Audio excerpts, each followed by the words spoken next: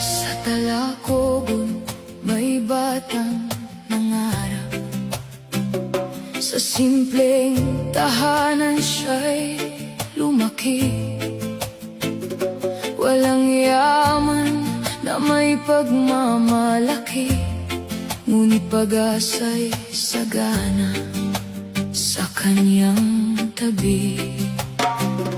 Sa bawat umagang kanyang pagbangon, kasama ang mga magulang na nagsakripisyo, tahimik nilang pasan ng kahirapan upang makita lamang siyang magtagumpay.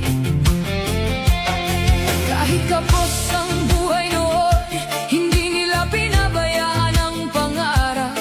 Pagmamahal ang kanilang puhunan na naging lakas ng isang kabataan.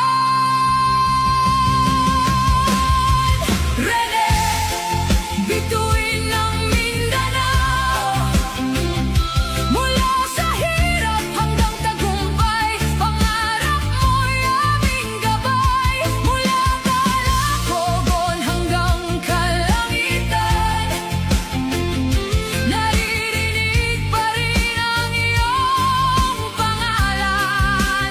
Hindi ka nawala, hindi ka naglaho, ikaw ay buhay sa puso ng Mindanao.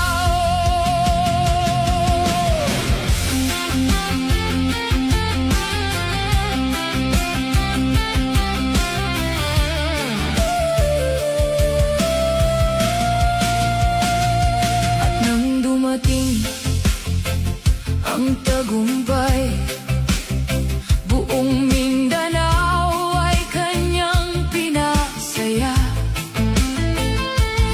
MVP ng palarong pambansa, bayani ng kabataang nangangarap pa.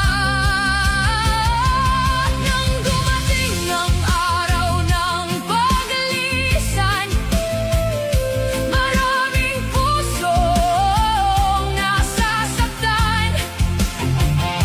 Bakit ang isang batang puno ng pangarap ay agad kinuha sa murang edad?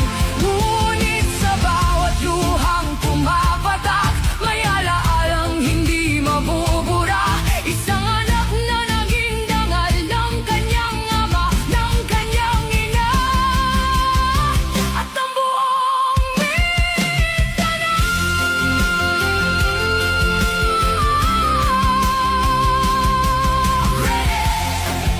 Hanap ng Mindanao, pangarap ng iyong ama at ina.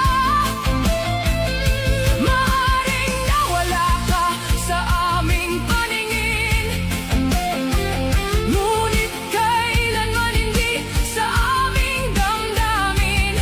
Mananatili kang buhay sa bawat tagumpay, sa bawat laban, sa bawat pangarap. Bituin ng Mindanao, bituin ng Mindanao.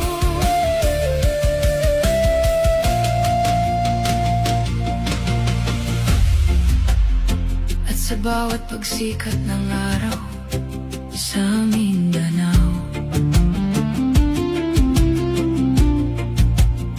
may isang pangalang hindi malilimutan. Rene Claire Pobet Paterbonia, ang inspirasyon ng kabataan, ang bituin ng